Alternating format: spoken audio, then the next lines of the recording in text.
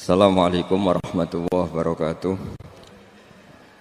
Bismillahirrahmanirrahim. Nahmaduka ya ghafuru ya syakuru. Mashalli wa sallim barik ala sayyidina maulana Muhammadin wa ala alihi wa sahbihi asma'in nama ba'du. Kita tidak bosan-bosan cerita ini karena ini khazanah kita.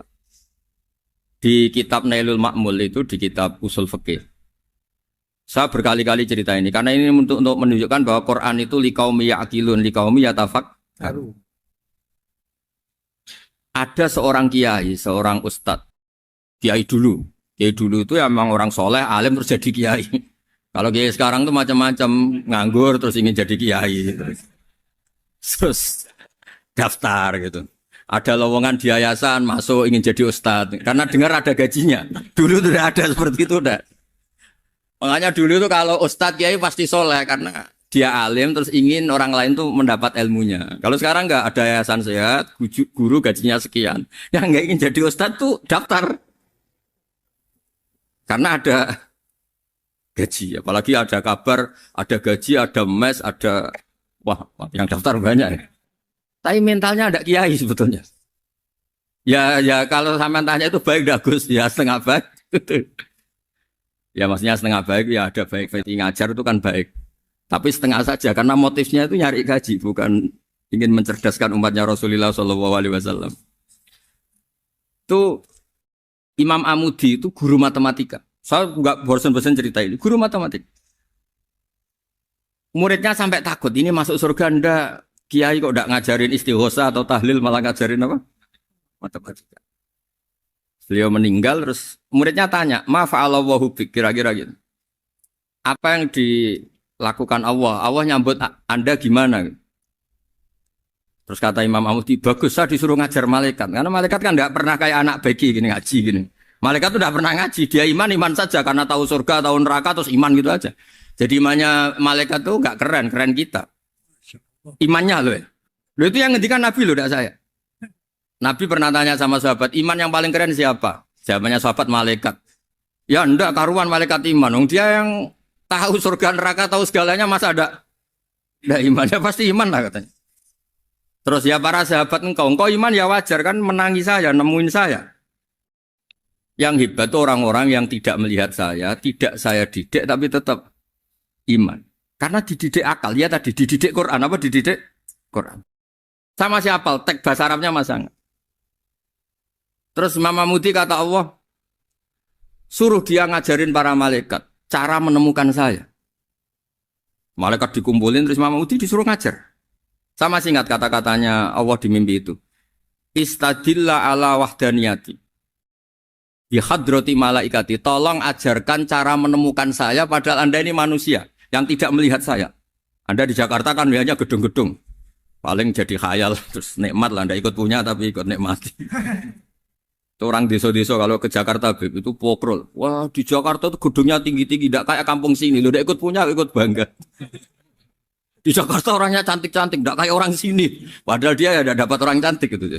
Jadi Allah tuh saking pinternya, miskin-miskin ya bisa berkhayal dan bahagia. Nah, itu alhamdulillah betul.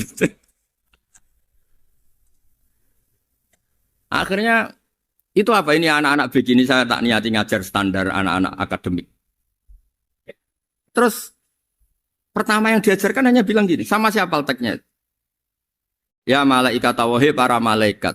Terus beliau bilang, nisbatus naini wassalasah ila malanihayatalahu nisbatul far'i ilal asli. Angka itu jumlahnya berapapun, 2, 3 sampai triliunan. Semuanya itu nisbatul far'i ilal asli. Bin nisbat ilal wahid nisbatul far'i ilal asli. Angka 2 ya cabangnya 1, 3 cabangnya 1, 1 triliun ya cabangnya 1. Tetap yang asal usul adalah angka 1. Itu nangis semua malaikat. Cara Jawa itu mandekman kue iman kaya imanku. Makanya imannya umat Rasulullah SAW itu PD-nya yakinnya kayak imannya malaikat. Kalau Tuhan itu 1. Karena angka agak bisa dimulai kecuali dengan angka 1. Makanya nisbatus naini wassalasah ila ma nihayatalahu iku nisbatul far'i ilal asli. Semuanya itu nisbatnya cabang ke induk. Berarti semua alam raya ini tetap asal usulnya 1, yaitu qul huwallahu ahad. Nah, itu namanya akal. Umatnya Rasulullah itu ditinggali mukjizat akal lewat panduan Quran sehingga meskipun kita tidak menangi Rasulullah, tidak menangi sahabat, kita tidak tahu malaikat Jibril, tapi cara iman kita ini tidak kalah keren. Yakin hakul, yakin. Terus kedua, gambar. Kamu gambar rumah, gambar hewan, gambar apa saja, mesti dimulai satu titik. Entah gambar kamu bagus, entah jelek, tetap dimulai satu titik. Nah, titik ini namanya nuqtatul wujud. Semua alam raya dimulai dari satu titik, yaitu nuqtatil wujud. Makanya Quran dimulai bismillah, dan bismillah itu dipilih sama Allah pakai pertama ba itu ada titik. Itu kata semua ulama, itu titik itu singkatan dari bi kana makana wa bi yakunu mayakun. Karena saya semuanya ada. Bi itu karena saya. Jadi makanya santri-santri beki, tidak usah bayangkan kamu jadi wali terus bisa terbang ke Mekah, tidak usah. Kalau terbang ke Mekah ya sudah umroh aja bayar. Kalau enggak ya maklaran KBH atau apa. Pokoknya cari gratis. Ya gratis kan ya. Dapat orang 10 gratis. Satu. Terus orang enggak umroh-umroh dirayu-rayu supaya umroh. Repot. Itu pelanggaran fikih itu. Kalau orang punya utang itu wajibnya nyaur utang dulu gitu. Wah repot. Saya itu juga sering bingung di kampung-kampung. Gus sama umroh. Kenapa? Dapat gratisan. Minta uang saja buat nyaur utang. Enggak boleh. Wah, secara fikih yang wajib itu nyaur utang bukan umroh. Enggak boleh Gus diminta uang, enggak boleh, harus umroh. Udah gitu saya ini bingung Gus mau umroh. Enggak nikmati. Kenapa? Disuruh ngajar Gus. Repot semua kalau ibadah mergawe ya gini bingung semua. Ya saya mohon anak-anak BK semuanya yang seneng Quran itu harus seneng sampai kayak saya sehingga tahu mencari Tuhan dengan cara tauhid yang berbasis akal. Itu sedzahir imannya malaikat. Jika di klasmen iman itu manusia ulul ilmi, kita-kita yang nekuni ilmu itu nomor 1 prakteknya. Karena nomor 1 itu Allah karuan kan, syahidah wa, Allah kan gak tertandingi, syahidah wa annahu la ilaha illallah, terus wal malaikatu. Malaikat kan karuan karena langsung menyaksikan surga, dan ketiga apa? Wa ulul ilmi. Berarti prakteknya kan nomor 1. Kalau kompetitornya semuanya manusia, ulul ilmi nomor berapa? 1 kan? Nah nomor 3 kan dari Allah, malaikat, ulul ilm. Berarti kalau kompetisinya antar manusia nomor berapa? 1 kan? Nah kenapa ulul ilmi di nomor 3 kan tapi dari Allah, malaikat, ulul. Kerennya kayak apa? Karena cara iman ulul ilmi itu enggak ada ragunya sama sekali. Kamu ragu enggak kalau 2 itu cabang dari 1, asalnya 1? Enggak pernah kan ragu kan? Semua gambar seruat apapun dimulai dari 1 titik, ragu enggak? Enggak kan? Nah, imannya umatnya Nabi karena dipandu oleh Quran itu seyakin itu, sehakul yakin itu. Nah, itu terus Jubair bin itu jadi iman. Am khuliqu min ghairi syai'in am humul khaliq. Terus kata Allah lagi, kalau kamu tidak percaya saya yang bikin langit bumi ya gampang dong. Kamu saja yang ngomong kalau kamu yang bikin. Paling orang sepakat kamu stres. Terus hanya ayat gitu, am khalaqus samawati wal ardh. Kalau kamu tidak yakin Allah yang bikin, ya silakan Anda klaim saja kalau kamu yang bikin langit bumi. Bala yuqinun. Kamu juga gak mau kan dibilang stres. Ya, ini ngaji ilmu dulu, nanti bagian terakhir ijazah. Bismillahirrahmanirrahim. Ini riwayatul Bukhari. Haddatsana Abdullah bin Yusuf, haddatsana Les, haddatsana Sa'id al-Maqburi an-Nabi Hurairah radhiyallahu anhu qala an-Nabi sallallahu alaihi wasallam. Ma minal anbiya'i nabiyyun illa qad u'tiya minal ayat ma mithluhu amana alaihil bashar. Wa innama kana alladhi utituhu wahyan awhahu wa ilayya fa arju an akuna aktsarahum tabi'an yaumal qiyamah. Dadas kita tahu semua nabi itu punya mukjizat. Ya, semua nabi itu punya apa? Mukjizat. Mukjizat itu hal yang luar biasa yang memastikan manusia itu tidak bisa menyainginya atau menandinginya. Dan rata-rata mukjizat Nabi dulu itu fisik. Misalnya ontanya Nabi Soleh itu kan onta tapi keluar dari batu, itu kan aneh. Aneh sekali. Atau tongkat Nabi Musa bisa simsalabim mengeringkan laut apa? Merah. Semua Nabi itu punya mukjizat dan semuanya berbentuk fisik. Kecuali mukjizatul Rasulullah Shallallahu Alaihi Wasallam itu berupa Al-Quran. Al-Quran itu konsep ilmiah. Terus kata Rasulullah SAW, tapi saya karena Quran itu justru berharap pengikutku besar dan sampai hari kiamat. Sekarang kita logika ya. Andekan kamu punya tongkatnya Nabi Musa. Kalau kamu suka uang, kepikirannya dijual apa dipakai? Kalau kamu suka uang, pakai. Kalau kamu ahli suudon itu pikirannya ndak, ini asli ndak. Karena yang melihat di Turki itu ya sebagian gitu. Kalau yang suka perdukunan itu bayangkan tuh miliknya.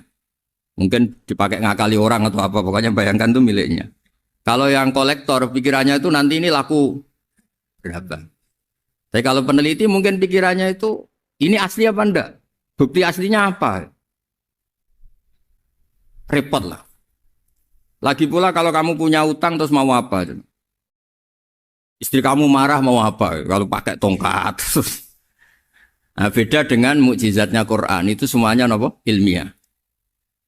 Orang yang sedang harmonis dengan istri bisa pakai ayat di antara ayat-ayat Allah itu apa? Wa ja'ala bainakum mawaddatan warahmah. Nanti kalau ditakdir cerai, saya tidak menyarankan cerai. Kalau ditakdir cerai, itu masih dimotivasi sama Allah wa iya tafarraqa yughnillahu kullam min sa'ati. Jika suami istri itu cerai, jangan-jangan suaminya dapat istri lebih baik, istrinya nanti dapat suami lebih baik. Jadi yang masa lalunya ada keprahara. Kan banyak orang suaminya meninggal ketika nikah lagi ditanya, kangen sama suami pertama, alhamdulillah ini lebih baik. Padahal suaminya yang meninggal itu berharap istrinya ini kangen, ternyata dia sudah syukur dapat suami yang lebih baik. Jadi Quran itu menunggui kita ila yaumil qiyamah. Kita tidak bunuh diri, itu ya barokahnya Quran. Karena problem apapun kita dinasihati apa sabar, apa dinasihati sabar. Kan nggak mungkin kamu pegang tongkatnya Nabi Musa, punya masalah apa saja ngelihat tongkat, bisa apa tongkat. Tapi kalau Quran kan nasihat, solusi. Makanya Nabi berharap dengan Quran ini, saya berharap pengaruh saya, pengikut saya terbanyak ila yaumil ya. Terus beliau dikomentari begini sama, ini Fathul Bari, sarahnya Bukhari. Al-muradu anna mu'jizatil anbiya inqaradat binqiradi a'sorihim. Falam yusyahidha illa man hadaraha. Problem mukjizat nabi-nabi dulu itu kan fisik. Sehingga yang tahu kalau Nabi Soleh punya unta yang ajaib, itu yang tahu ya hanya yang hadir saat itu. Yang tahu kalau tongkat Nabi Musa bertuah, itu juga yang tahu hanya yang hadir saat itu. Selebihnya tahu tongkat ya di museum. Tapi kalau Quran menjadi solusi, menjadi panduan, menjadi pegangan itu ila yaumil qiyamah. Kita beri contoh ya, Quran panduan yang paling gampang misalnya begini. Dulu ini cerita ya. Dulu itu ada orang kafir cerdas namanya Jubair bin Mut'im. Itu saking pinternya dia, pinter juga tokoh. Itu sebagai delegasi pembebasan Asra Badrin. Jadi tawanan-tawanan perang Badar itu mulai dulu ya ada negosiasi mau dibebaskan. Terus orang-orang kafir ini menugaskan namanya Jubair bin siapa? Mut'im. Ini ada di Bukhari. Karena ini ngaji di Jakarta. Kalau orang nggak tahu hadis juga tanya ini sahih enggak gitu. Wong nggak tahu kok tanya itu aneh. Padahal kalau dibodoni itu ya nggak tahu. Tapi ya tetap tanya, hadisnya ini sahih enggak? Ini kata kiai apa kata nabi ini ya ribet. Memangnya kata nabi kamu dengar kan ya lewat kiai. Emang. Setelah itu Jubair itu datang ke Medina. Dengerin, datang ke mana? Medina. Kemudian dengar Nabi baca wattur pas sholat maghrib. Jubair karena Nabi dulu gak ada hotel, gak ada pondok ya. Pondoknya Nabi hanya sufah itu. Nabi baca maghrib, bukan diskusi, bukan debat. Baca wattur wa kitabim mastur firrokim mansur wal baitil ma'mur wasaqofil marfu wal bakhril masjur. Terus itu.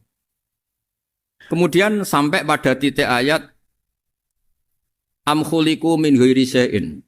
Masa manusia atau alam raya yang maujudat, yang nyata, yang wujud nyata. Kemudian asal-usulnya itu ketiadaan. Ini kan hadhil alam maujud. Alam ini kan nyata. Masa sesuatu yang nyata, penciptanya itu tidak nyata. Jadi gak mungkin ada faham nihilisme. Kalau faham nihilisme berarti melahirkan teori begini. Al-adamu yakhluqu maujudan. Sesuatu yang tidak ada, menciptakan yang...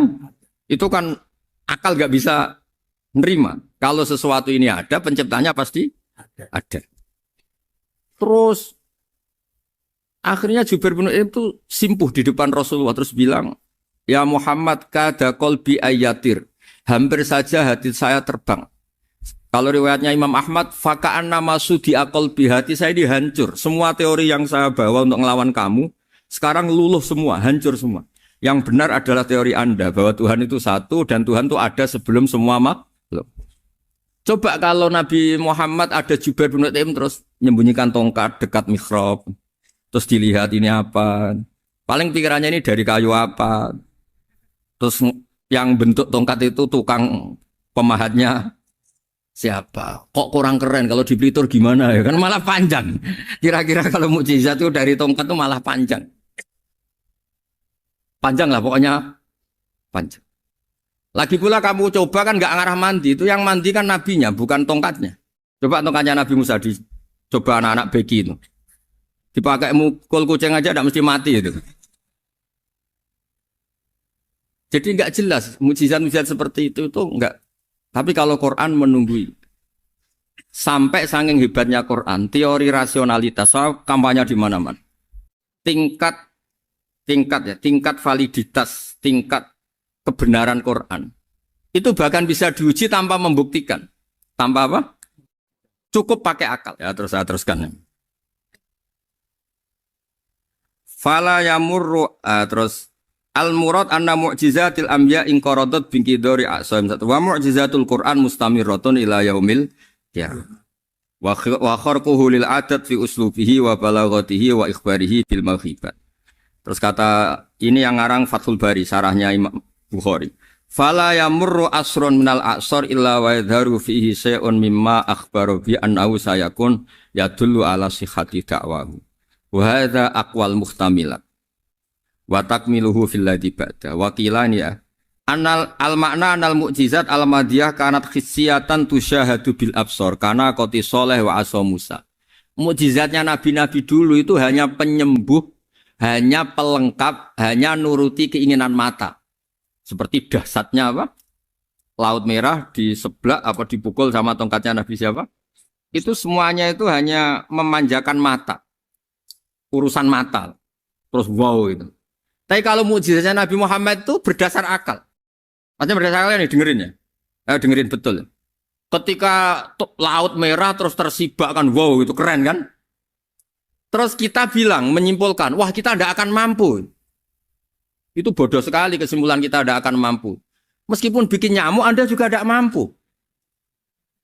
Loh untuk memutuskan tidak mampu saja kok sampai pertunjukan seperti itu tuh laupo, cek goblok gitu.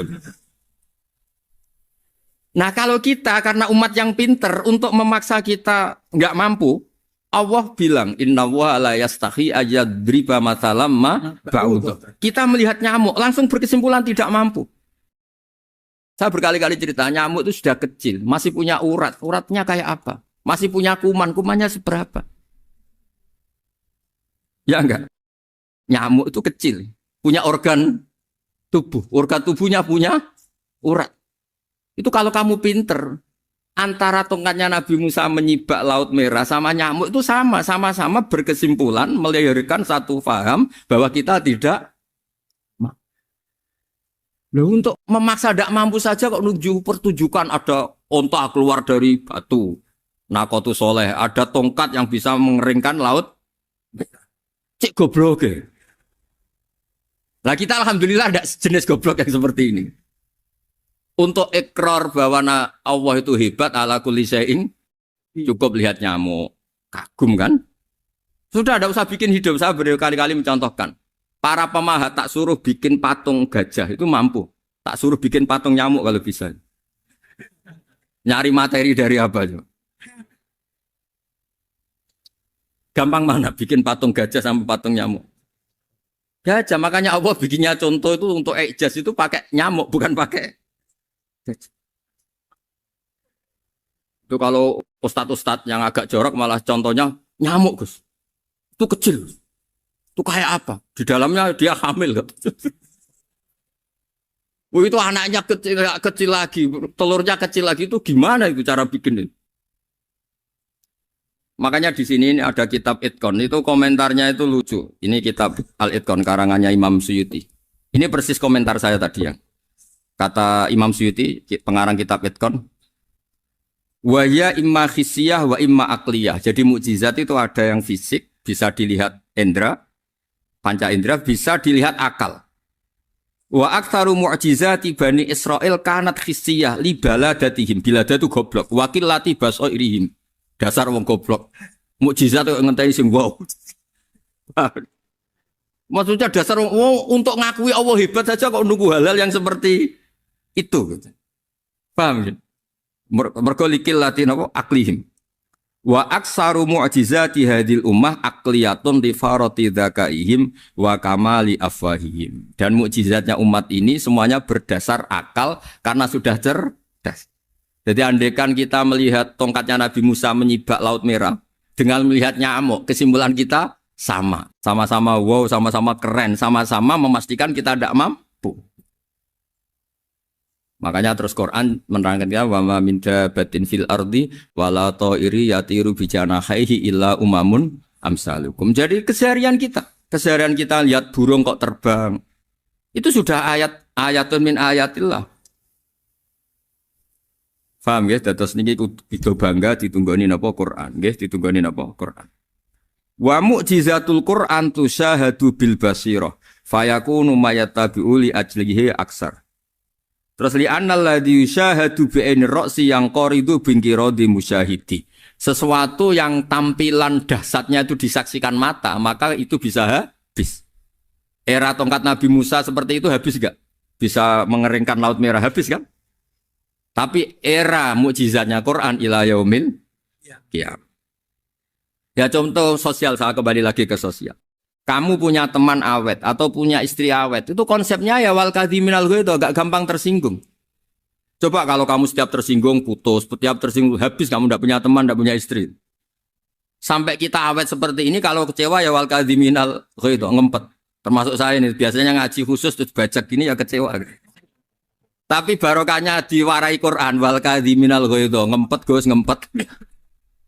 Terus kecewa sama teman, kenapa tidak putus? Karena wal afina Aninna sudah, kalau kecewa maafkan.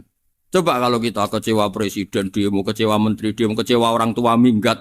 Ya kalau dicari, kalau tidak kan malu. Saya itu punya teman tak tanya, kecewa besar sama bapak itu. Kenapa tidak minggat? Malu. Kenapa malu? Takut gak dicari. Itu orang tuh paling malu itu kalau keluar dari rumah nggak di. Saya punya teman lagi, saya ini takut mati. Gus. Kenapa? Takut istri saya tidak nangis. Gus. Itu kematian terburuk itu kalau mati tahu istrinya ada nangis, itu malu betul itu. Makanya jangan mati, pokoknya pastikan orang sekeliling ada nangis itu baru berani mati, kalau enggak jangan. Ya jadi mukjizatnya Nabi itu luar biasa. Nah ini terus saya teruskan ya, makanya mukjizat terbesarnya Nabi adalah Al-Quran. Karena Al-Quran itu cerita tentang hukum-hukum akal, cerita tentang logika-logika peradaban. Misalnya logika peradaban, contoh paling gampang.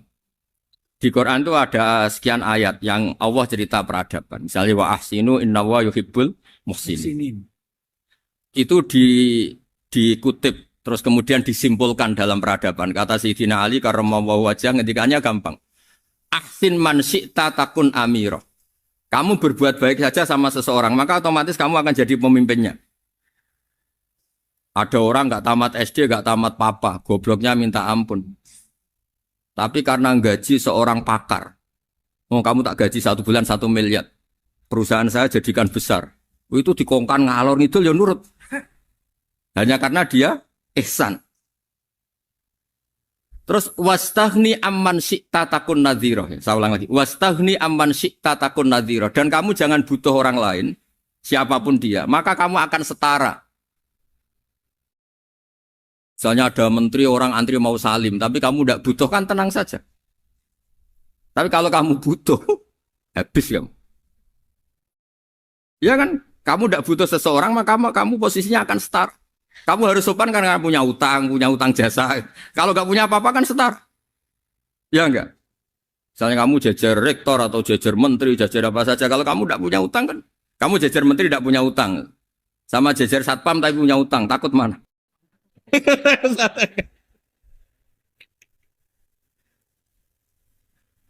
Kalau butuh itu mesti kalah kan? Ada pejabat misalnya nggak begitu cantik sama perempuan cantik yang kamu butuh ingin dicintai takut mak. Padahal nggak jelas orang ini pangkatnya apa. Jadi dalam hukum sosial itu kata Sidin Ali wastaghni aman syi'ta takun nadhira. Kamu jangan butuh seseorang maka kamu akan setara. Terus yang terakhir wahtas ilaman syi'ta takun asiro. Asiro pakai sin. Dan silahkan butuh seseorang maka kamu akan jadi budak dia. Ya coba misalnya Anda seorang profesor, seorang alim, seorang kiai top. Misalnya mencintai janda di ujung kampung sana, jalan kaki 2 kilo. Padahal itu gak tamat SD. Tapi gara-gara seneng, kacau kan? Logika kepangkatan hilang semua kan? Jadi itu hukum peradaban. Itu mewakili isi-isi sosial yang diterangkan Quran. Ya, jadi paketnya 3 tadi ya. Ahsin man syi'ta takun amiro. Kamu berbuat baik sama seseorang maka kamu bisa memimpin. Wastaghni amman syi'ta takun nadhira. Kamu jangan butuh seseorang maka kamu akan setara. Bok kamu ketemu orang terkaya di dunia. Yo ketemu orang terkaya di dunia, kamu jejer, kamu tidak butuh dia. Tenang kan bisa setara kan? Tapi kalau butuh harus sopan, ngajukan proposal, harus berakhlak karimah. Makanya sekarang Anda kok berakhlak kenapa? Ternyata mau nyalek. Biasanya Anda berakhlak kok berakhlak. Ada apa ini? Makanya guyonan di Rembang itu Beb Husein itu.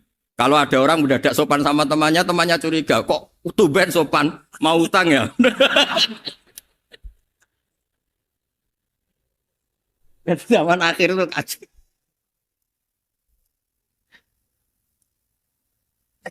Ya di semua daerah gitu ya sama Pak Rektor ya. Kalau ada teman biasanya nggak sopan kok sopan, itu temannya curiga. Ini Pak Rektor UI ikut kaji. Kok tumben sopan, ada apa ya? Karena di mana-mana orang butuh itu pasti beretika. Kamu punya teman paling berdua. Kalau mau utang berakhlak gak? Atau misalnya kamu punya adik cantik terus punya teman berdua. Kalau cinta adik kamu berakhlak gak? Biasanya nggak sama sekali gak berakhlak. Gara-gara butuh menjadi berakhlak. Ya jadi hukum sosial itu ya kuncinya 3 tadi. Ahsin man syi'ta takun amira. Wastaghni amman syi'ta takun nadhira. Terus wahtas ila man syi'ta takun asira. Kalau kamu butuh seseorang pasti kamu dibikin hina. Asir itu tawanan. Nah, Quran itu bicara sosial itu lengkap. Dan itu yang nunggui kita.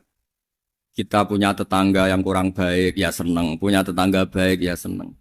Kata Imam Syafi'i, saya berkali-kali cerita. Kok seneng semua Imam Syafi'i? Ya bagus lah. Kalau yang seneng saya enak lah. Dijak jagongan, dijak ngopi enak. Yang nggak seneng saya, gak ngarah utang. Uang itu nak, kamu punya tetangga gak seneng kamu. Aman kan? Aman. Gak akan pinjem uang kan, pinjem mobil. Uang gak seneng kok. Makanya Imam Syafi'i itu kalau ngedikan luar Syafi'i, diceritain orang.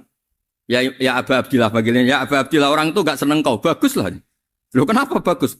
Waman asa'a ilaika faqad atlaqaka. Orang yang gak seneng kamu maka membebaskan kamu. Gak akan pinjam uang, pinjam mobil, gak akan ganggu waktu kamu kan gak seneng. Justru yang seneng-senengi masalah pinjam terus. Imam Syafi'i itu orang yang anggap dunia itu selesai. Ada yang cerita, ya Aba Abdillah, orang yang tadi cium tangan engkau, yang hormat engkau, di luar maki-maki engkau, ngerasain engkau, ngata-ngatain engkau. Ya bagus lah. Kok bagus gimana? Berarti saya wibawa, depan saya tidak berani. Ya, berarti saya wibawa, di depan saya tidak berani.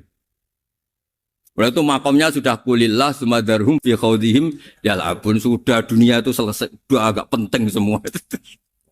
Nah, itu kalau kamu anak-anak beki ahli Quran sudah ayatnya kulillah sumadarhum fi khawdihim ya labun sudah lihat Allah saja agak penting makhluk-makhluk itu. Dah makhluk semua agak penting sementing Allah. Nah, kita ini ditunggoni mukjizat seperti itu. Bayangkan misalnya kita ditunggoni tongkatnya Nabi Musa. Saya ngajar di sini terus ini tongkat. Terus nanti yang tanya, "Gus itu kayu apa, Gus?" Nanti yang kolektor tanya itu harganya berapa, Gus? Ruwet apa? Ternyata yang ahli suudon itu asli gak, Gus? Wah. Yang ahli suudon kan mesti tanyanya gitu, itu asli enggak, Gus? Repot-repot pokoknya. Tapi kalau Quran kan jelas. Suatu saat ada perdebatan antara Abul Hasan al-Asy'ari. Abul Hasan al-Asy'ari ini tokoh ahli sunnah paling populer dalam ilmu logik. Dia mengatakan orang menemukan Tuhan itu harus lewat logika yang cermat. Tidak boleh taklid, hanya ikut-ikutan. Dia harus menemukan satu argumentasi bahwa Tuhan atau pencipta langit itu ada. Kemudian ada satu problem di mana orang-orang kampung atau orang-orang yang lugu atau orang-orang awam itu tidak bisa ilmu logika, ilmu mantek kalau dalam bahasa pesantren. Kata Abul Hasan al-Asy'ari, itu masih mungkin. Alhasil para ulama ini meneliti ke orang-orang yang lugu, yang di kampung, yang petani, yang lugu sekali. Apa yang mereka temukan? Ternyata mereka punya cara logikanya sendiri untuk menemukan Tuhan, Sang Pencipta. Pernah suatu saat ada seorang petani lugu, biasa menggembala unta, ditanya, Bima araf tarubak, lalu kamu yang petani ini yang hanya ngurusi sawah, ngurusi ladang, dengan cara apa kamu tahu kalau Tuhan itu ada? Si petani tadi marah besar dan dia mengatakan, Al-ba'ratu tadullu alal ba'ir wa asarul aqdam yadullu alal masir. Kata petani tadi, yang namanya ada kotoran unta, pasti ada untanya. Yang namanya ada jejak kaki, pasti ada yang barusan lewat. Artinya kalau ada makhluk, pasti ada pencipta. Ini logika awam yang mudah. Kita tidak mungkin mengatakan bumi ini pencipta, mengatakan matahari pencipta. Kelihatan sekali kebendaannya, kelihatan sekali bahwa bumi matahari tidak punya ikhtiar, tidak punya kekuatan. Kelihatan sekali sifat-sifat kemakhlukannya. Jika benda-benda ini karuan makhluk, pasti menunjukkan bahwa ada penciptanya, ada khalik. Bismillahirrahmanirrahim. Alhamdulillahirabbil alamin wassalatu wassalamu ala asyrafil mursalin sayyidina Maulana Muhammadin wa ala alihi washabbihi ajmain amma ba'du. Berikut sebagai mukaddimah bahwa Profesor Zaini Dahlan berkeinginan UII punya tafsir dan terjemah sendiri. Lewat proses yang panjang dan melibatkan tim, di antaranya saya, terbitlah tafsir versi UII juga terjemah versi UII. Di antara ciri khas terjemahan UI adalah bahwa bahasa Arab yang tentu mengandung kesusastraan Arab, balaghah, kemudian ditransfer untuk pembaca Indonesia. Sehingga di antara ciri khas terjemahan UI adalah dengan rasa Indonesia dan tentu tidak merubah makna. Berikut beberapa kutipan yang perlu pemirsa atau pendengar tahu. Al-Quran adalah satu kitab suci yang diturunkan kepada Nabi besar Muhammad SAW. Dan di antara ciri Al-Quran adalah menjelaskan kebenaran secara jelas, secara gamblang. Sebagaimana firman Allah, bahwa Rasul adalah Rasulun minallah yatlu suhufam mutahharah. Rasulullah diutus oleh Allah Subhanahu wa taala ketika penduduk Makkah sangat-sangat jauh dari kebenaran. Mereka adalah penyembah berhala yang dikira sebagai Tuhan dan jumlahnya Tuhan-Tuhan itu banyak sekali. Suatu saat Rasulullah mendakwahkan bahwa Tuhan itu satu dan harus satu. Tapi kata mereka, kenapa Muhammad menjadikan Tuhan satu? Padahal urusan kita banyak, problem kita banyak. Harusnya Tuhan itu juga banyak. Ini yang diceritakan dalam surat Shad, Aja'alal alihata ilaha wahida inna hadza lasyai'un ujab. Bagaimana mungkin urusan kita yang banyak, yang harusnya butuh Tuhan banyak, kemudian menjadi hanya Tuhan satu. Lalu Rasulullah dengan sabar, dengan telaten memberi penjelasan. Dan ini yang disebut al-bayyinah, penjelasan yang sangat jelas, sangat gamblang, sangat rasional. Kata Rasulullah dalam sebuah hadis yang diriwayatkan dalam Musnad Ahmad, teksnya begini. Orang-orang yang menyembah selain Allah, itu ibarat kama sali rojulin istaro abdan min kholisi malih biwarikin au dhahabin. Faja'ala ya'malu, mereka mau bekerja tapi wayu'ti ghullatahu ila ghairi sayyidi. Fa'ayyukum sarruhu ayyakuna abduhu kadzalik. Nabi lalu kemudian bikin analogi. Wahai masyarakat Mekah, bagaimana kalau Anda ini jadi seorang pembantu atau seorang budak lalu punya majikan banyak. Dan semua majikan Anda ini punya perintah yang beda-beda, punya selera yang beda-beda. Semuanya atasan Anda, semuanya majikan Anda. Apa Anda senang punya majikan yang banyak? Lalu mereka bilang, wah susah Muhammad kalau kita punya majikan banyak. Tuhan kamu adalah majikan kamu. Bagaimana kalau Tuhan banyak, punya perintah yang beda-beda, punya selera yang beda-beda? Kalian pasti akan kebingungan. Ya sudah Muhammad, normalnya Tuhan itu satu. Sehingga mereka tercerabut dari pemikiran bahwa Tuhan harus banyak. Ini yang dimaksud dalam surat Al-Bayyinah. Lam yakunil ladzina kafaru min ahlil kitab wal musyrikina munfakina hatta ta'tiyahumul bayyinah. Bahwa orang-orang kafir, baik kafir ahli kitab maupun kafir musyrik Mekah, mereka tidak pernah terlepas dari sifat kekafirannya, yaitu menuhankan banyak Tuhan, sampai datang sebuah bayinah.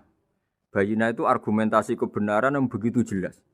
Setiap membawa kebenaran, argumentasinya meyakinkan. Itu siapa? Rasulun minallah yatslu suhufam mutahharah, yaitu Rasul yang membacakan lampiran-lampiran suci, yaitu Al-Quranul Karim. Dengan penjelasan analogi tadi, kemudian orang-orang Mekah sadar, susahnya kayak apa kalau Tuhan banyak, lalu perintahnya beda-beda, seleranya beda-beda, hukumnya beda-beda. Ini membingungkan. Akhirnya mereka mengakui bahwa pentingnya logika tauhid. Nah ini yang Rasulullah ini benar-benar berstatus bayinah. Kemudian analogi betapa buruknya kita saat menyembah selain Tuhan. Lalu Rasulullah mencontohkan sebagaimana yang saya kutip tadi dari Musnad Ahmad. Misalnya Anda punya pembantu atau zaman dulu budak. Anda beli dari harta kamu, dari uang kamu. Kemudian budak ini kerja. Yang ngasih makan kamu, yang fasilitasi kamu, toko milik kamu, semua milik kamu. Kemudian dia kerja dan hasil dari kerjanya dia dikasihkan ke orang lain. Kamu senang tidak punya budak yang seperti itu, kata Rasulullah. Wah kita semua tidak senang Muhammad. Sama seperti itu. Kamu adalah bisa makan rezeki dari Allah. Kamu nempat di buminya Allah. Kamu minum dari air yang dibikin Allah. Kemudian Anda menyembah selain Allah. Itu aneh apa enggak?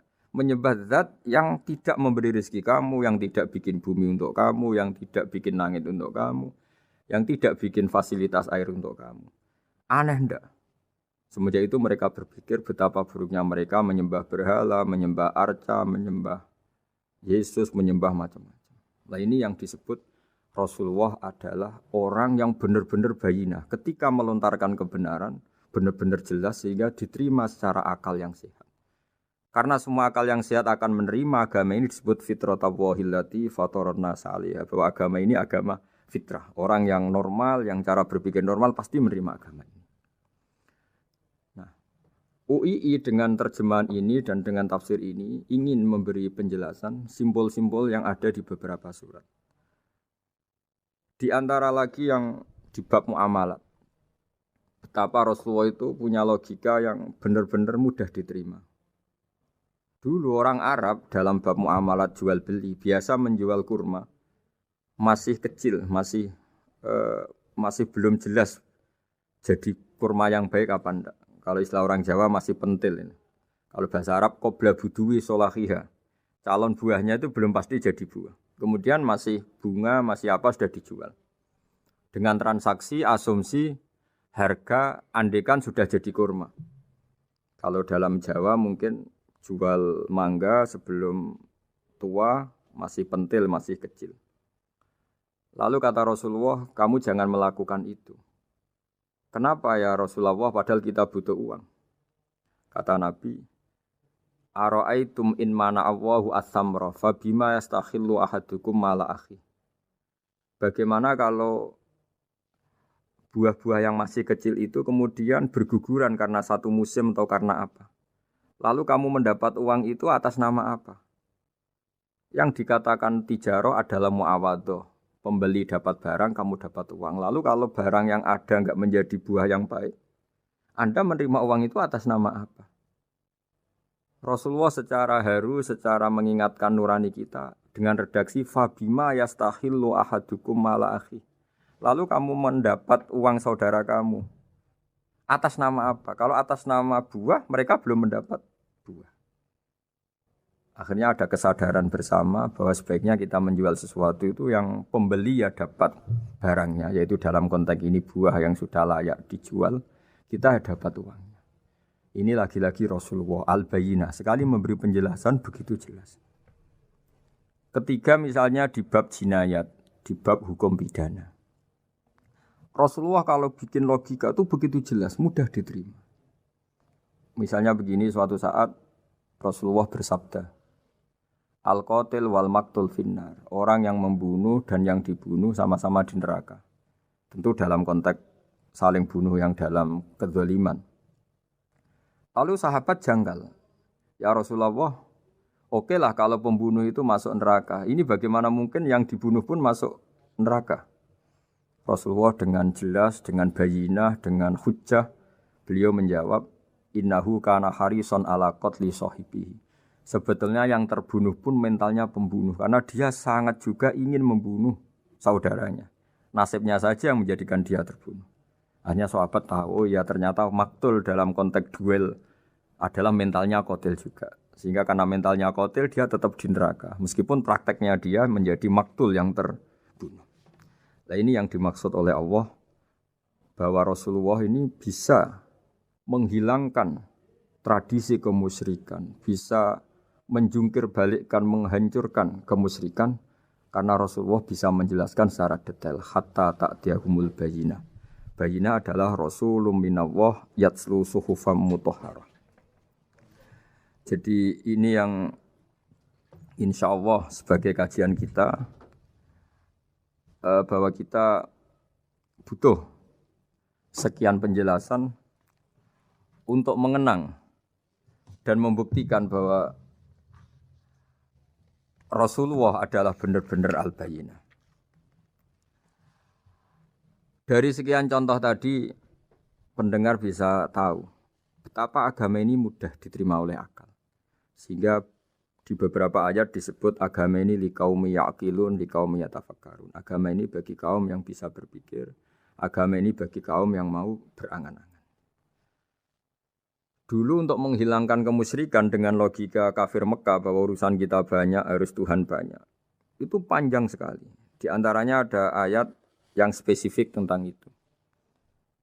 Daraballahu mathalan rajulan fihi syuraka mutasyakisuna wa rajulan salamal lirrajul. Hal yastawiyani masalah. Allah membuat satu perumpamaan yaitu di surat Daraballahu mathalan rajulan fihi syuraka di surat Zumar ayat 29. Allah membuat satu perumpamaan bagaimana andaikan Anda jadi seorang pembantu atau asisten. Lalu Anda punya majikan banyak yang seleranya beda-beda. Kemudian dibanding misalnya Anda jadi pembantu dengan satu majikan yang akhlaknya baik, komitmennya baik. Anda milih mana? Lalu orang-orang kafir Mekah menjawab, Muhammad tentu kita milih punya majikan satu yang baik. Kalau majikannya banyak kita jadi repot. Lalu mereka kata Rasulullah, ya sudah kalau gitu Tuhan kamu satu saja jangan banyak. Kalau banyak jadi repot. Terus mereka baru tersadar bahwa menuhankan Tuhan banyak itu salah dan resikonya lebih banyak. Ini disebut munfakina hatta ta'tiyahumul bayyinah. Mereka orang-orang musyrik enggak mau tercerabut dari akar kemusyrikannya sampai datang al-bayyinah. Sebuah bukti kebenaran yang begitu jelas, begitu nyata. Siapa kebenaran itu? Rasulun minallah yatslu suhufam mutahharah. Yaitu Rasulnya Allah yang membaca lampiran-lampiran suci. Lampiran-lampiran suci ini dalam bahasa Arab diikutkan wazan isim maf'ul disebut mushaf. Makanya kitab suci ini ditulis di sohifah. Kalau dalam bahasa Arab lampiran itu sohifah dijamakkan kata jamaknya suhuf. Kemudian ketika dicetak, dijilid disebut mushaf. Sehingga alhamdulillah UII Universitas Islam Indonesia punya mushaf, punya terjemahan, punya tafsir. Ini diharapkan kita sebagai ulama, sebagai dai, sebagai ustadz bisa warasatul anbiya. Karena kata Rasulullah al-ulama warasatul anbiya. Saya kira demikian supaya pemirsa tahu, pendengar tahu bahwa betapa pentingnya menjelaskan secara bayyinah. Ini penting sekali karena sekarang pikiran di dunia itu macam-macam dan kita butuh energi untuk mengungkap lagi intisari-intisari dari sesuatu yang digulirkan atau dibahas Al-Qur'anul Karim. Sehingga Al-Qur'an ini benar-benar jadi ibrah, jadi teladan bagi kita semua. Jangan sampai karena kita lupa mengkaji Al-Qur'an sehingga hukum-hukum Al-Qur'an menjadi mandek. Kita harus terus mensosialisasikan supaya Quran ini hidup. Caranya gimana? Masyarakat dirangsang supaya tahu al-bayyinah. Contoh yang terakhir sebelum menutup perjumpaan kali ini, misalnya dulu orang kafir Mekah itu janggal. Karena mereka juga punya kajian bahwa Nabi itu bersyarat harus turunan dari bangsa Israel. Karena semua Nabi itu pasti turunan Nabi Ibrahim. Yaitu Nabi Ibrahim punya anak yang bernama Ishak. Ishak punya anak yang bernama Yakub. Yakub ini yang nanti punya anak Yusuf. Sehingga Yusuf bin Yakub bin Ishak bin Ibrahim. Ketika nabi-nabi ini hidup di Palestina, di Yerusalem, itu kayak jadi aturan bahwa nabi itu harus turunan Bani Israel. Sehingga ketika orang-orang kafir Mekah dari kelompok ahli kitab, ketika Rasulullah Muhammad mendakwahkan diri sebagai nabi, mereka janggal bagaimana mungkin nabi dari orang Arab. Nabi itu harusnya orang Yerusalem atau orang Palestina. Kemudian Allah memberi penjelasan, fihi ayatum bayyinatum maqamu Ibrahim, bahwa Muhammad adalah turunan Ibrahim. Bukti nyata adalah di Mekah ada jejak kakinya Nabi Ibrahim, yaitu yang sekarang kita sebut maqam Ibrahim. Setelah dilacak-lacak ternyata mbah-mbahnya Rasulullah atau nenek moyang atau leluhur Rasulullah bernama Adnan. Adnan ini kata sejarah-sejarah disepakati wa adnanu bila raibin intadzawil ulumin nasabiyah ila dzabihi Ismail nisbatuhu wa muntama. Bahwa Adnan ini tertulis secara sejarah lengkap bahwa dia turunan dari Nabi Ismail. Ismail adalah anak dari Nabi Ibrahim.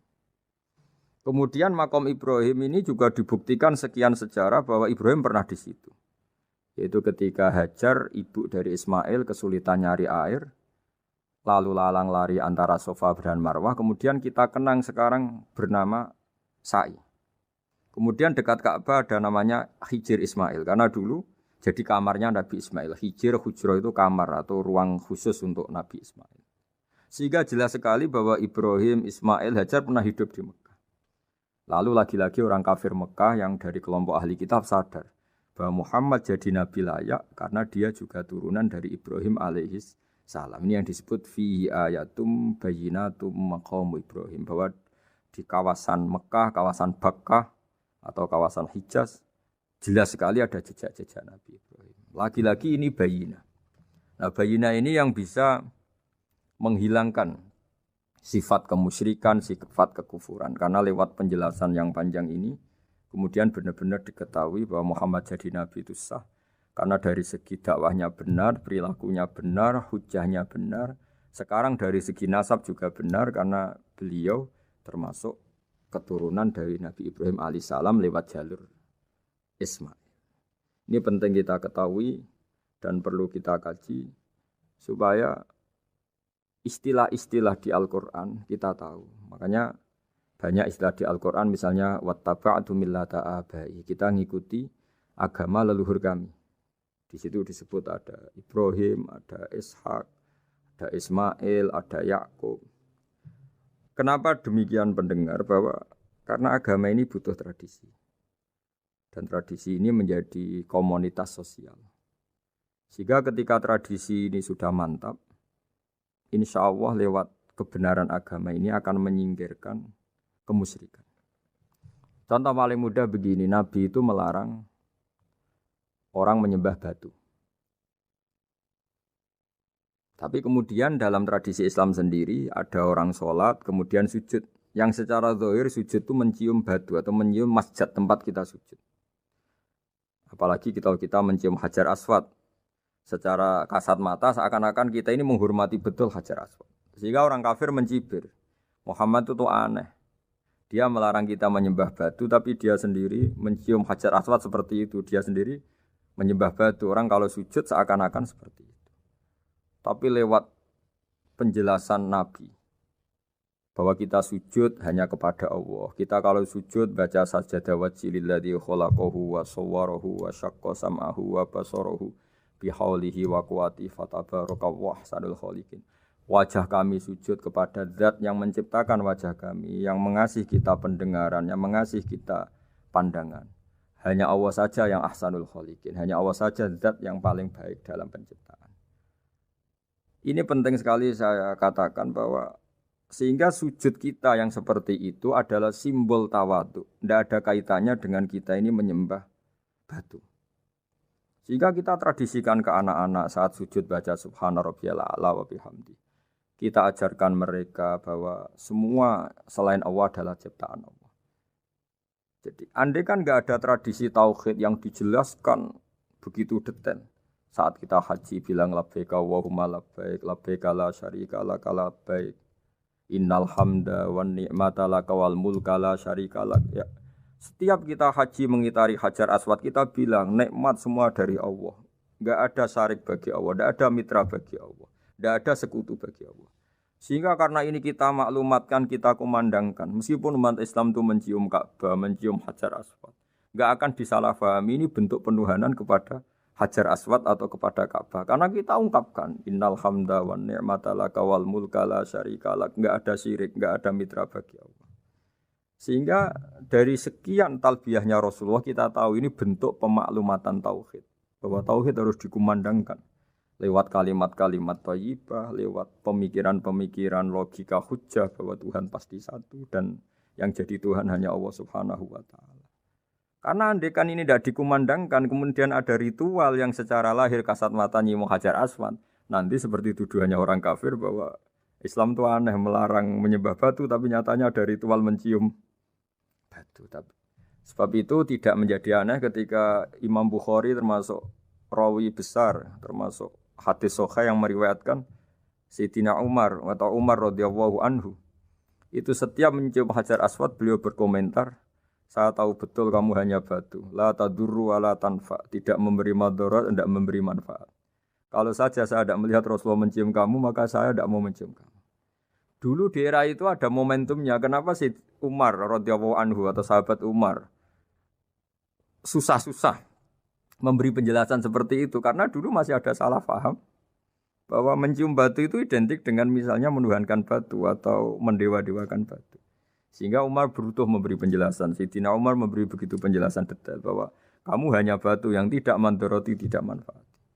Tapi secara tradisi sunnah Rasul kamu dicium, ya saya ikut. Ini penting sekali penjelasan-penjelasan seperti ini, maklumat-maklumat seperti labbaik Allahumma labbaik, sehingga semua ritual Muslim tidak disangka atau tidak disalahpahami sebagai pemuja materi. Lagi-lagi penjelasan yang detail ini disebut al-bayyinah. Rasulun minallah yatslu suhufam mutahharah. Kemudian ayat berikutnya disebut fiha kutubun qayyimah, bahwa dalam kitab suci Al-Qur'an itu banyak aturan-aturan atau catatan-catatan yang begitu lurus, begitu benar.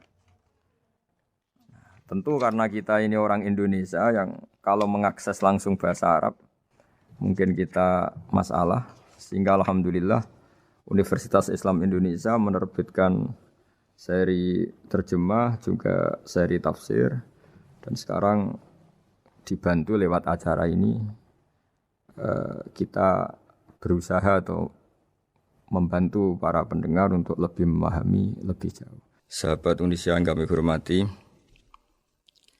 berikut kita mulai kajian tafsir yang dikeluarkan oleh UII. Mari kita mulai dengan surat Al-Baqarah. Bismillahirrahmanirrahim. Alif Lam Mim. Dzalikal kitabul la raiba fihi hudal lil muttaqin. Di sini diterjemahkan Alif Lam Mim ini termasuk ayat-ayat yang oleh para ulama dianggap mutasyabihat. Artinya kita tidak boleh memaksakan maknanya. Kita cukup iman bahwa itu dari Allah Subhanahu wa taala. Ini termasuk ayat-ayat yang kita percaya bahwa ada makna yang diinginkan Allah, tapi kita tidak perlu menduga-duga Apa sepersisnya makna itu? Dzalikal kitab la raiba fih, kitab ini tidak ada yang diragukan. Hudal lil muttaqin, petunjuk bagi mereka yang bertakwa. Sahabat Indonesia yang kami cintai, yang kami hormati, muttaqin dari kata kerja ittaqa yattaqi ittiqaan. Maknanya adalah menjaga diri. Ada 3 kelas muttaqin dalam terminologi para ulama, istilah yang dikeluarkan para ulama. 1, muttaqin orang yang menghindari perilaku syirik atau perilaku kekafiran. Sehingga menurut para ulama, apapun faseknya seorang mukmin, apapun kelirunya orang mukmin, misalnya pernah mencuri, pernah korupsi, pernah apa saja, masih dianggap mukmin karena dia masih bertauhid la ilaha illallah Muhammadur Rasulullah. Ini muttaqin yang paling kelas pokok, kelas bawah. Kemudian ada muttaqin kelas kedua, yaitu mereka menghindari dosa besar tapi tidak bisa menghindari dosa kecil. Misalnya bisa menghindari dosa zina, tapi dia bisa menghindari dosa melihat perempuan yang bukan mahramnya, yang bukan halal bagi dia. Ketiga muttaqin paling ideal, yaitu menghindari dosa besar, juga menghindari dosa kecil, bahkan menghindari sesuatu yang tidak penting.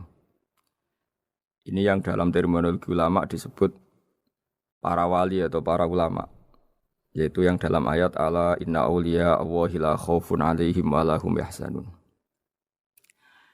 Ini penting kami jelaskan kelas-kelas muttaqin supaya bahwa mukmin tidak pernah keluar dari status iman meskipun dia pernah melakukan satu kesalahan besar.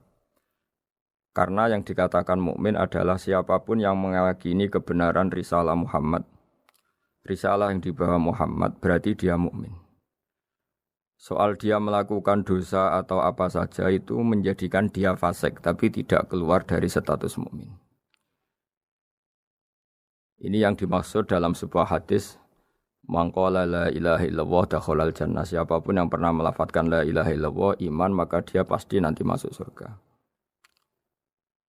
Kemudian ada beberapa pertanyaan dari para sahabat dengan masa lalu orang itu yang macam-macam, Nabi tetap menjawab meskipun dengan masa lalu yang macam-macam. Sebab itu perlu dikaji serius, sebagaimana ada yang ditafsir Sawi bahwa muttaqin itu dari kata kerja ittaqa yattaqi ittiqaan atau ittaqa yattaqi taqwan. Ini maknanya orang yang menjaga diri. Tentu menjaga diri ini ada yang kelas premium, kelas sempurna. Jadi sesuatu apa saja yang bahaya kita jaga, termasuk dosa kecil, melakukan hal yang tidak penting. Ada orang mukmin yang hanya bisa menjaga dari dosa kekafiran, dosa kemusyrikan. Ini pun dengan segala kesalahannya masih ada kemungkinan dimaafkan Allah. Karena Allah pernah berfirman, innallaha la yaghfiru ayyushraka bihi wa yaghfiru ma duna dzalika liman yasha. Allah tidak akan memaafkan dosa syirik, tapi Allah masih bisa memaafkan atau masih berkenan memaafkan dosa di luar syirik. Kemudian yang perlu dimengerti oleh sahabat Indonesia adalah makna la raiba fihi. Ini yang perlu kami ungkap, bahwa Al-Quran ini tidak ada keraguan padanya. Tidak ada keraguan, ini yang mudah kita teliti karena kita orang Indonesia, mungkin rasa-rasa sastra Arab enggak kental. Mari kita teliti dari segi makna, karena makna ini rasa dan rasa itu universal. Begini misalnya, dulu orang-orang kafir Mekah karena mereka penyembah berhala, penyembah Tuhan-Tuhan yang banyak, itu memprotes. Mereka memanggil tentu masih Muhammad, belum ya Rasulullah. Muhammad, kamu mengajak ke Tuhan berapa? Rasulullah menjawab, ke Tuhan yang satu. Lalu mereka bertanya, Muhammad urusan kita ini banyak, problem kita banyak. Tuhan banyak saja tidak bisa menyelesaikan, apalagi satu Tuhan. Ini yang diceritakan dalam sebagian ayat disebut, Aja'alal alihata ilaha wahida inna hadza lasyai'un ujab. Bagaimana mungkin Tuhan itu satu? Harusnya Tuhan itu banyak karena urusan kita banyak. Lalu Rasulullah dengan bimbingan Tuhan, bimbingan Allah mendatangi mereka, kemudian Nabi menjelaskan, Tuhan itu adalah ketua kalian, Tuhan itu adalah pimpinan kalian.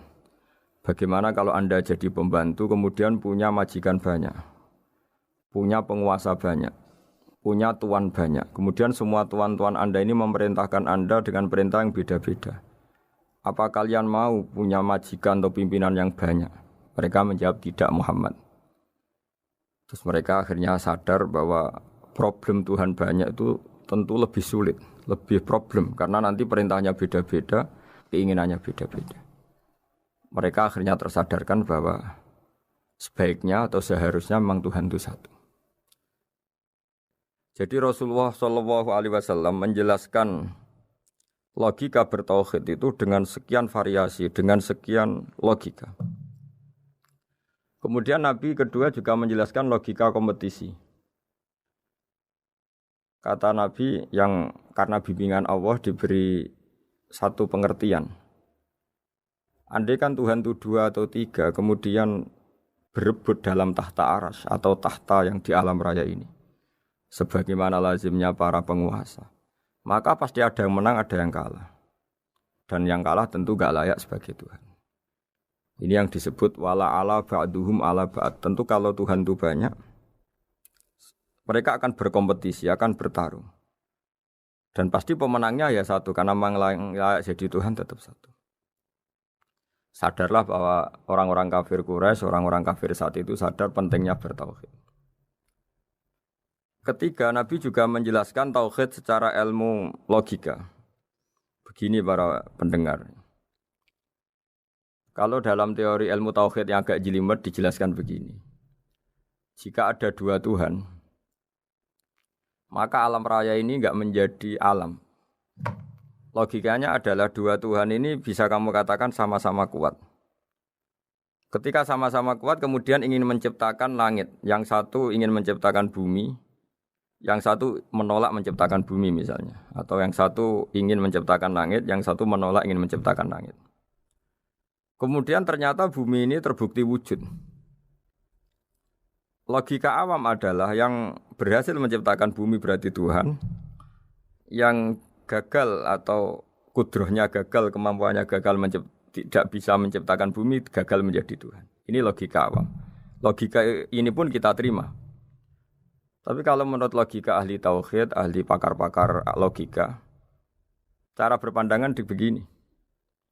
Ketika Anda mengatakan ada 2 Tuhan yang sama-sama kuat, kemudian terbukti yang satu mampu menciptakan bumi, yang satu tidak. Bahasa Anda mengatakan sama-sama kuat ini sudah batal dari awalnya karena terbukti bahasa Anda salah, sama-sama kuat ternyata yang satu tidak mampu. Sehingga dalam pikiran orang-orang ahli tauhid mengatakan membayangkan Tuhan saja itu enggak kebayang karena turunan kata ini pasti selalu salah. Karena tadi misalnya dikatakan andai kan ada 2 Tuhan, kemudian yang satu mampu menciptakan bumi, yang satu tidak. Padahal Anda tadi bilang sama-sama kuat, ternyata terbukti yang satu tidak kuat. Berarti kata Anda sama-sama kuat ini salah. Ini pula yang diajarkan Rasulullah lewat bimbingan Allah, lewat wahyunya yang disebut Lau kana fihi ma alihatun illallahu la fasadata. Karena kalau ada 2 Tuhan pasti kamu sifati sama-sama kuat. Ternyata sifat sama-sama kuat ini batal demi hukum karena ternyata yang satu tidak mampu menciptakan bumi. Atau kamu sifati 2 Tuhan ini sama-sama lemah. Itu tidak mungkin lagi karena ternyata bumi ini terbukti wujud. Pasti penciptanya ini tidak yang sangat kuasa. Jadi logika-logika tauhid sedemikian dibangun oleh Rasulullah lewat bimbingan Allah Subhanahu wa taala. Logika keempat supaya kita iman dan tambah kuat imannya adalah logika yang mudah dicerna oleh kebanyakan orang atau yang bisa diindra. Begini misalnya dalam sebuah ayat di surat Al-Kahfi, kemudian di awal surat Al-Ahqaf, kemudian di sebagian surat At-Tur, ada penjelasan begini. Ketika Rasulullah mengajak manusia menyembah Allah, kemudian orang-orang kafir tanya, lalu Tuhan kamu siapa Muhammad? Tuhan saya adalah Allah menciptakan langit bumi. Terus mereka berandai-andai, ada Lata, ada Uzza, ada Manat, ada Hubal. Itu Tuhan-Tuhan kami. Terus Rasulullah bertanya, apakah Tuhan-Tuhan yang kamu sembah itu memberi kontribusi saat langit dan bumi diciptakan? Mereka menjawab, tidak Muhammad, itu Tuhan-Tuhan yang kami bikin. Begitu juga asumsi tentang Tuhan-Tuhan yang lain. Apakah Isa ikut menciptakan bumi atau menciptakan langit? Tentu jawabannya tidak. Karena Isa lahir di bumi, orang tahu tanggal lahirnya, tahu tahunnya, dan sebelum ada Isa juga sudah ada bumi. Sehingga untuk menetapkan tauhid, berkali-kali Quran tanya, Amman khalaqas samawati wal ardo, siapa sih yang menciptakan langit bumi? Siapa sih yang menurunkan air dari langit? Siapa yang mengatur ini, itu, ini, itu? Akhirnya mereka menjawab, itu semua Allah Muhammad. Begitu juga kemungkinan setan, misalnya setan itu fisik atau makhluk atau apa saja yang tidak kita lihat. Kemudian setan itu lewat rayuannya, lewat tipu dayanya ingin disembah.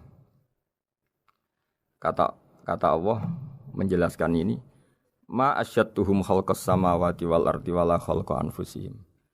Kamu tidak perlu takut sama setan atau apalagi menuhankan setan. Setan itu tidak yang punya reputasi menciptakan langit dan bumi. Bahkan setan tidak bisa menciptakan dirinya sendiri. Ini menjadi pengetahuan bagi kita betapa bagi pakar-pakar tauhid, ahli tauhid, ketika setan nyatanya diusir dari surga, itu pun versi mereka. Versi mereka pun mengatakan seperti kita bahwa setan itu diusir dari surga dan ya keluar dari surga. Kalau setan itu Tuhan, tentu diusir gak mau karena di surga itu nikmat. Ketika setan diusir dari surga ya keluar, dia juga jadi makhluk yang hina-dina. Berarti dia tidak punya kekuasaan bahkan pada dirinya sendiri. Dipaksa keluar dari surga ya keluar, dipaksa menjadi ahli neraka ya jadi ahli neraka. Dipaksa jadi apa saja juga dia akan jadi seperti yang dipaksakan.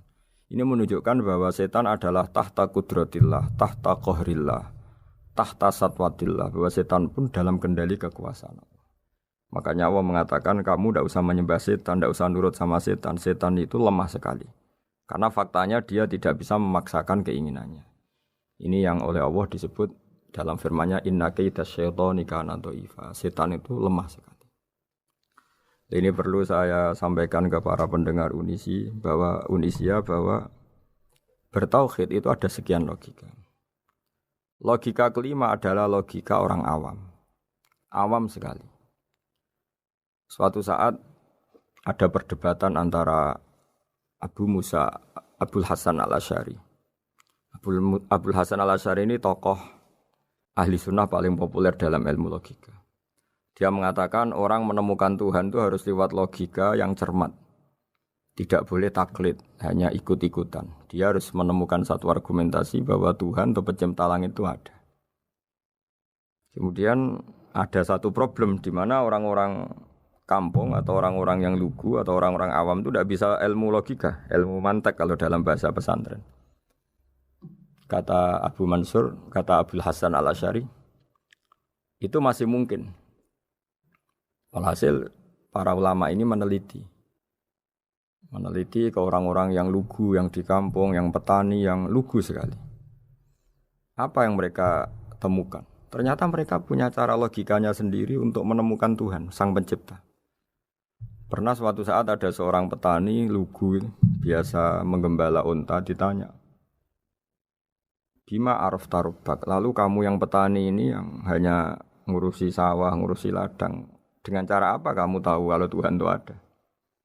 Si petani tadi marah besar dan dia mengatakan, Al-ba'ratu tadullu alal ba'ir wa asarul aqdam yadullu alal masir. Kata petani tadi, yang namanya ada kotoran unta, pasti ada untanya. Yang namanya ada jejak kaki, pasti ada yang barusan lewat. Artinya kalau ada makhluk, pasti ada pencipta. Ini logika awam yang mudah. Kita tidak mungkin mengatakan bumi ini pencipta, mengatakan matahari pencipta. Kelihatan sekali kebendaannya, kelihatan sekali bahwa bumi matahari tidak punya ikhtiar, tidak punya kekuatan. Kelihatan sekali sifat-sifat kemakhlukannya. Jika benda-benda ini karuan makhluk, pasti menunjukkan bahwa ada penciptanya, ada khalik. Dalam logika Badui tadi, si Badui tadi, kalau ada kotoran sapi, pasti ada sapinya. Meskipun sapinya sudah sekarang nggak terlihat, mungkin sudah jalan kemana. Sama, kalau ada jejak kaki, meskipun orang yang tadi lewat sudah kita nggak tahu, tapi kita pasti tahu, pasti ada yang lewat. Ini yang dimaksud dalam bahasa Arab, al-ba'ratu tadullu alal ba'ir, kalau ada kotoran sapi atau kotoran unta, pasti ada untanya. Wa atharul aqdam yadullu alal masir. Kalau ada jejak orang lewat, pasti tadi ada orang lewat. Nah, semua metode ini digunakan semua oleh Rasulullah. Logika yang bagi intelektual, logika bagi kaum awam, logika bagi kaum menengah. Ya tidak awam, tidak intelektual. Semuanya digunakan. Semuanya jadi media untuk memastikan bahwa logika tauhid ini logika pilihan. Logika yang benar-benar logika. Sehingga dalam banyak ayat disebut agama ini liqaum yaqilun, liqaum yatafakkarun. Bagi kaum yang bisa berpikir, bagi kaum yang punya akal. Lalu kemudian kami teruskan alladzina yu'minuna bil ghaibi. Ini kata ghaibi bukan kayak dalam bahasa Indonesia misalnya setan atau hantu disebut barang gaib. Kata ghaibi dalam bahasa Arab adalah perbandingan atau lawan kata dari al-musyahad yang bisa disaksikan langsung lewat indera. Kita orang mukmin iman bahwa surga ada, padahal kita tidak pernah melihat surga. Kita mukmin iman bahwa neraka ada, padahal kita belum pernah melihat neraka. Ini sesuatu yang maghoba anil absor, yang mata kita tidak melihat, fisik kita tidak menyentuh. Kita pun iman. Asal sesuatu itu mansus ya, dikatakan secara eksplisit oleh Quran dan hadis. Kalau dalam bahasa usul fikih disebut al-mansus. Ciri mukmin diantaranya adalah yang paling pokok alladzina yu'minuna bil ghaibi. Iman dengan sesuatu yang enggak kelihatan. Lalu kemudian para ulama cara pandang beda-beda. Bedanya bukan karena mereka bertentangan enggak, tapi ini menurut kelas rasa yang berbeda-beda. Bagi orang-orang sufi, Allah itu tidak bisa dikatakan al-ghaib, sesuatu yang enggak kelihatan. Karena Allah itu begitu jelas, az-zahir. Kata orang sufi, Allah itu zahir. Begitu juga dalam Asmaul Husna disebut Allah itu az-zahir, begitu jelas. Karena orang yang akalnya mapan, hatinya mapan, melihat satu lemari yang bagus, pasti langsung mensifati bahwa pembuatnya adalah orang yang hebat. Orang yang melihat mobil mewah atau pesawat yang canggih, pasti kepikiran pertama adalah pasti pembuatnya canggih. Sehingga eksistensi pembuat pesawat itu adalah orang hebat, itu langsung tertanam ketika melihat pesawat itu hebat. Bagaimana mungkin seseorang ragu akan kehebatan pembuat pesawat ketika melihat detail-detail pesawat? Pasti langsung kepikiran kalau pembuatnya itu hebat. Memutuskan bahwa pembuat pesawat hebat itu tidak harus ketemu yang membuat, juga tidak harus melihat. Tapi akal kita pasti meyakini pembuatnya itu hebat. Berarti keputusan menyimpulkan bahwa pembuatnya hebat adalah az-zahir begitu jelas. Begitu juga langit dan bumi, matahari semuanya tertata rapi. Air dengan fungsi manfaat yang sebegitu hebat, oksigen, semua tanaman, buah-buahan. Meskipun kita tidak pernah melihat Tuhan, tapi akal kita, nurani kita pasti berkeyakinan dan tahu betul pasti pembuatnya itu zat yang super hebat, super bijaksana. Sehingga dalam kategori ini Allah tidak bisa dikatakan sesuatu yang enggak tersentuh, yang enggak terjangkau. Allah itu az-zahir begitu jelas. Sehingga di antara Asmaul Husna disebut az-zahir. Sebab itu saya menganjurkan atau saya punya saran bahwa alladzina yu'minuna bil ghaibi itu contoh paling mudah itu kayak surga, kayak neraka. Kalau Allah sendiri itu az-zahir, mudah diketahui. Karena tadi orang yang melihat pesawat canggih pasti saat itu juga berkeyakinan dan itu pasti benar, pasti pembuatnya juga canggih. Nah, di sini disebut alam raya ini ayat, semuanya itu bukti kekuasaan Allah. Dalam syair-syair orang sufi masyhur sekali itu wa fi kulli syai'in lahu ayatun yadullu ala annahul wahidu. Setiap sesuatu kejadian di alam raya adalah bukti keesaan Allah, bukti eksistensi Allah Subhanahu wa taala. Sehingga dalam satu kisah, normalnya orang itu paling tahu itu dengan dirinya sendiri. Karena dia adalah dia. Tapi kalau Imam Sibawai, seorang pakar nahwu mengatakan, a'raful ma'arif Allah. Di alam raya ini yang paling mudah dikenali itu ya Allah, pencipta. Karena andai kan kita sendirian di hutan, kemudian kita mulai punya akal, kita mungkin tidak tahu diri kita ini siapa. Tapi setidaknya kita langsung menyimpulkan bahwa kita tidak bisa menciptakan diri kita sendiri. Ketika kita berkesimpulan tidak bisa menciptakan diri kita sendiri, pasti kita terus berkesimpulan ada di luar kita yang menciptakan kita. Nah, sebab itu kenapa sifat mencipta ini yang pertama kali dikenalkan oleh Allah kepada nabinya untuk dikenalkan kepada umatnya. Yaitu disebut Iqra bismi rabbikal ladzi khalaq. Muhammad, bacalah dengan nama Tuhanmu. Sifat Tuhan yang paling mudah dikenali oleh siapapun adalah sifat pencipta. Karena ketika seseorang yakin dia lahir sudah ada bumi, dia lahir sudah ada langit, dia pasti akan tahu bahwa dia ada penciptanya. Sehingga paling mudah mensifati Allah atau mensifati Tuhan adalah bismi rabbikal ladzi khalaq. Terus kemudian di antara ciri orang baik adalah wa yuqimunas shalat. Kemudian beriman kepada yang gaib, menegakkan salat. Kata menegakkan adalah dari kata menjaga aturan-aturan atau sesuai aturan-aturan salat.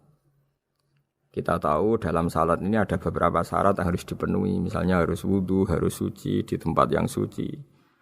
Terus ada syarat-syarat dalam internal salat, dia harus baca Fatihah, harus tumakninah, macam-macam. Itu eksistensi definisi salat.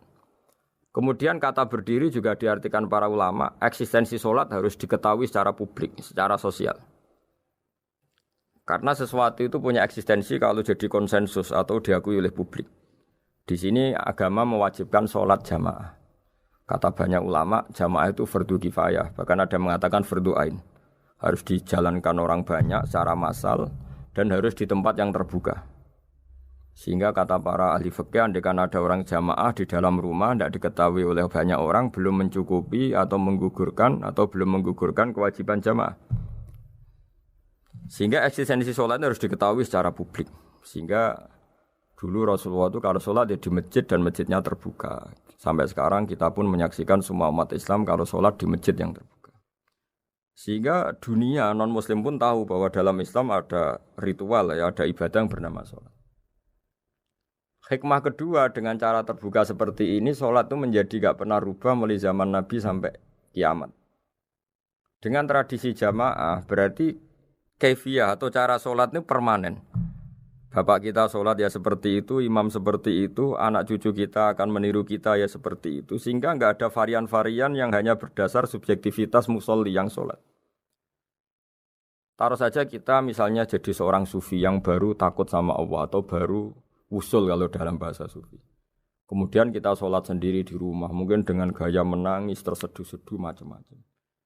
Ini tentu tidak baik sebagai standar sholat. Begitu juga ada anak atau pedagang yang kesusu atau tergesa-gesa kemudian sholat hanya sekian 2 menit 1 menit. Ini juga agak baik.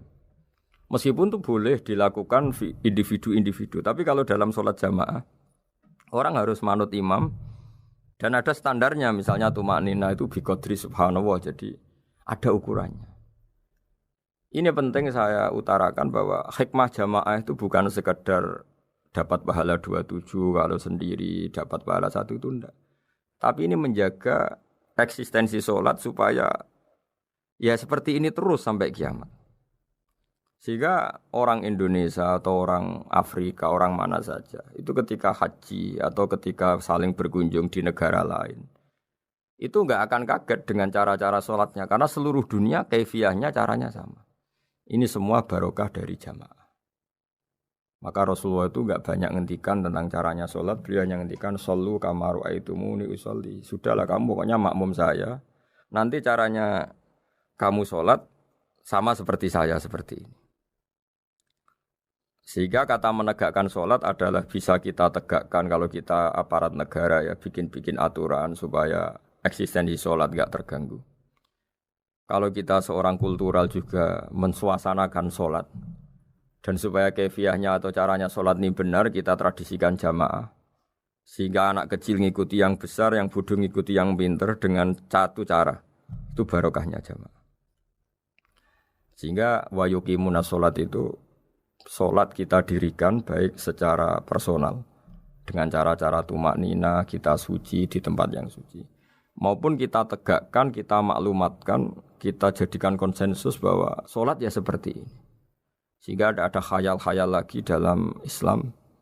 Misalnya nyuwun sewu ada aliran yang mengatakan Ya kalau Tuhan itu kan enggak bebas arah, bebas tempat. Terus dulu pernah ada orang sesat sholat sampai 4 rakaat 4 arah, alasannya Tuhan itu tanpa arah. Enggak akan terjadi seperti itu. Karena ijma'nya umat Islam, konsensus umat Islam akan menolak faham yang seperti itu. Jadi saya mohon sekali, ini pentingnya jamaah. Dengan jamaah maka caranya sholat, cara meyakini madhab kiblat dan sebagainya terjaga ila yaumil qiyamah sampai hari kiamat. Terus sifatnya orang mukmin lagi wa mimma razaqnahum yunfikun, dan menafkahkan sebagian rezeki yang kami berikan. Ya ini termasuk zakat, sedekah. Jadi ada sebuah riwayat mengatakan inna fil mali haqqon. Harta itu ada haknya, yaitu zakat. Tapi ada juga saran inna fil mali haqqon siwa zakat, di luar keharusan zakat juga ada hak-hak kita untuk memberikan sebagian rezeki kita. Taruh saja misalnya saya punya uang 10 juta. Secara nisab zakat belum sampai 1 nisab. Karena 1 nisab itu sama dengan nilai 84 gram emas. Itu kalau diuangkan, kalau 500 ribu ya sekitar 42 juta. Tapi kita sebelum punya 1 nisab pun tetap ada keharusan mengeluarkan sebagian. Yaitu tentu dalam fikih kita wajib mengeluarkan uang untuk anak kita, untuk istri kita. Itu yang wajib-wajib. Kemudian ada sosial, kita nyumbang masjid, nyumbang yatim piatu, macam-macam.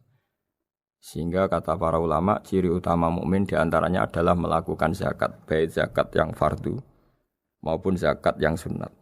Karena kata zakat itu dimaknai fardu, sebetulnya definisi para ahli fikih untuk membedakan zakat yang wajib dengan sedekah. Tapi sebetulnya zaman dulu enggak ada seperti itu. Zakat itu maknanya bersihkan harta. Sedekah dari kata sedekah bukti benarnya iman. Jadi sedekah dari kata dari kosakata sedekah yasduqu sidqan, sesuatu yang membuktikan kita loyal itu disebut sedekah. Kita nikah, mas kawin di bahasa Arab kan sedekah dari kata sedekah juga. Kita bukti iman, loyal, kita sedekah. Bukti bahwa kita teman akrab disebut siddiq atau sodik. Kalau dalam bahasa Arab teman namanya juga sodik karena cara bertemanan secara benar, secara loyal. Sehingga wa mimma razaqnahum yunfikun ini ya memasukkan zakat yang dalam terminologi fikih yaitu zakat yang zakat al-wajibah atau zakat yang dengan makna lughat yaitu ya artinya asal membersihkan harta kita entah lewat zakat, sedekah, hadiah kepada orang-orang yang kita hormati, semuanya juga masuk dalam definisi zakat atau wa mimma razaqnahum yunfikun. Kemudian sifat terakhir dari orang muttaqin adalah walladzina yu'minuna bima unzila ilaika wa ma unzila min qablika bil akhirati hum yuqinun ulaika ala hudam mir rabbihim wa ulaika humul muflihun. Di sini diterjemah mereka yang beriman kepada kitab yang kami turunkan kepadamu dan yang diturunkan sebelum kamu. Ini kata yang diturunkan sebelum kamu penting sekali karena ciri utama Nabi adalah dia tidak pernah beda dengan Nabi sebelumnya. Karena kebenaran tauhid pasti tunggal. Nabi-nabi dulu pasti mengajarkan tauhid, hanya menyembah Allah. Enggak mungkin nabi berikutnya kemudian bikin ajaran baru dalam tauhid. Sehingga andaikan semua kitab Injil, Taurat itu masih versi yang orisinil, pasti enggak ada yang beda dengan Quran. Karena ciri utama kebenaran adalah iman dengan Quran dan iman kepada kitab yang diturunkan sebelum Al-Quran. Wabil akhirati hum yuqinun, mereka juga yakin akan datangnya hari akhir. Itu bisa disebut yaumul ba'ats. Terus ketika semua kriteria itu terpenuhi baru ulaika ala hudam mir rabbihim wa ulaika humul muflihun. Mereka itulah yang berada pada petunjuk Allah dan merekalah orang-orang yang berbahagia. Para pendengar sahabat Indonesia, semoga kajian ini bermanfaat. Dan ini mulai ayat 1 sampai 5 dalam surat Al-Baqarah, yaitu surat yang dalam tartibnya mushaf nomor 2 setelah Fatihah. Jadi kalau dalam ulumul Quran disebut ada surat yang berdasar nuzulul Quran, yaitu surat Iqra, kemudian Muddatsir. Ada urutan surat yang berdasar tartibul mushaf, yaitu yang kita punyai sekarang, yaitu Fatihah, terus Baqarah dan seterusnya. Dan urutan-urutan ini pun sesuai petunjuk Rasulullah SAW. Saya kira demikian. Mohon maaf atas semua kesalahan. Wassalamualaikum warahmatullahi wabarakatuh.